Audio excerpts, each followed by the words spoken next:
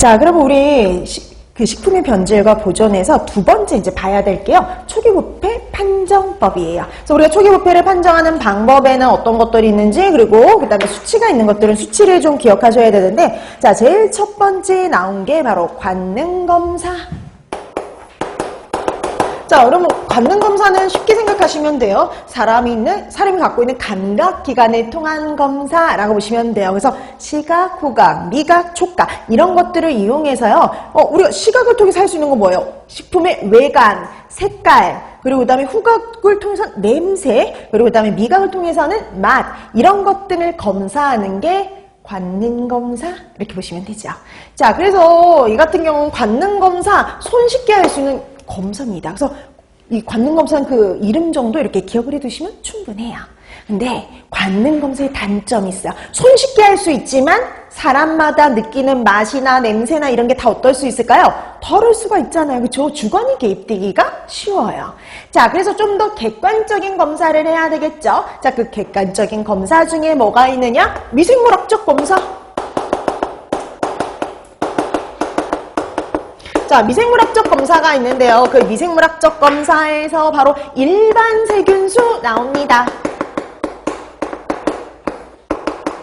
우리 아까 그 위생지표균 중에 일반 세균 있잖아요. 일반 세균은 뭐 분변 오염의 지표는 아니지만 이 식품의 균이 많은지 적은지 정도는 판별을 할 수 있단 말이죠. 그걸 가지고 식품이 신선한지 아닌지 정도를 평가할 수가 있어요. 그럼 우리가 어느 선에서 초기 부패 이렇게 얘기를 하냐면은요.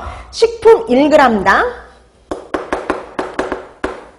균이 10의 7승 내지 8승 정도일 때를 초기 부패라고 얘기를 해요. 그러니까 이것 옛날에도 나왔지만 최근에도 나왔었어요. 2019년도에. 자, 이런 식으로 우리가 이제 얘 같은 경우 이런 애들도요. 잊을만한 한 번씩 나오는 애들 이렇게 보시면 됩니다. 자, 그래서 일반 세균수가 10의 7승 내지 8승 정도일 때를 초기 부패 이렇게 얘기를 할 수가 있어요.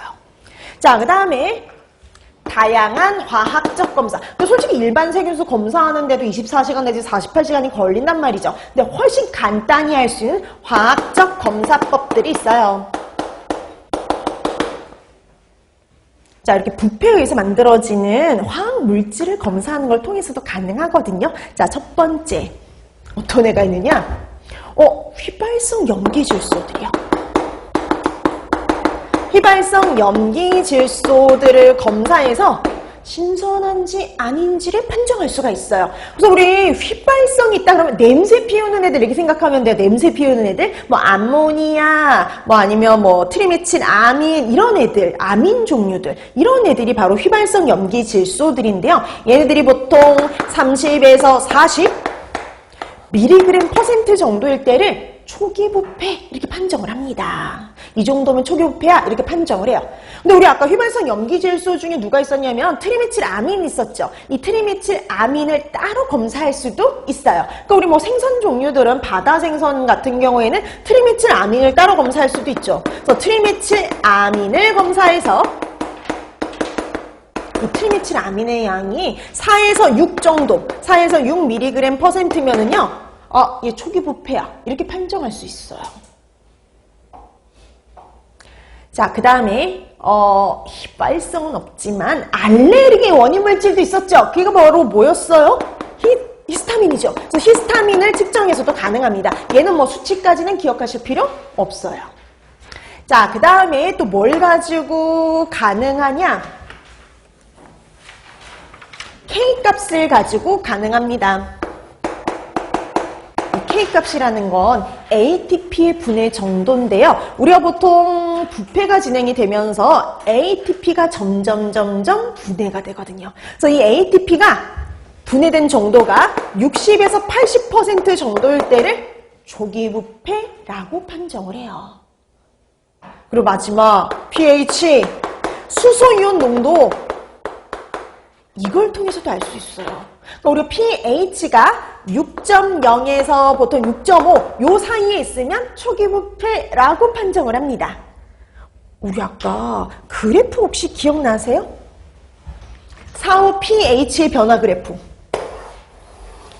생선이 같은 어류나 육류 같은 애들은 pH가 처음에는 살아생전에는 이렇게 7에 가까웠다가 낮아졌다가 다시 올라가는, 상승하는 이런 그래프를 그렸잖아요. 그럼 pH 6.0에서 6.5, 여기도 해당이 되고 똑같이 여기도 있거든요. 그럼 여러분 1번과 2번 중에 어디가 초기 부패에 해당이 될까요? 1번? 2번? 어디일 것 같아요? 2번. 여러분 제일 낮아졌을 때가요, 상호강직이라고 생각해 두시면 돼요. 여기까지 상호강직이어서 이때까지는 아직 신선한 거라고 보시면 됩니다. 이때부터 이제 슬슬 부패가 시작이 되는 거라고 보시면 되죠. 자, 그래서 pH가 이렇게 6.0에서 이렇게 6.5 요 사이에 있을 때 우리가 초기 부패 이렇게 판정할 수 있다, 이렇게 봐두시면 됩니다. 자, 그래서 여러분 초기 부패를 판정하는 방법, 관능적인 검사법, 관능검사, 그다음에 일반 세균수 검사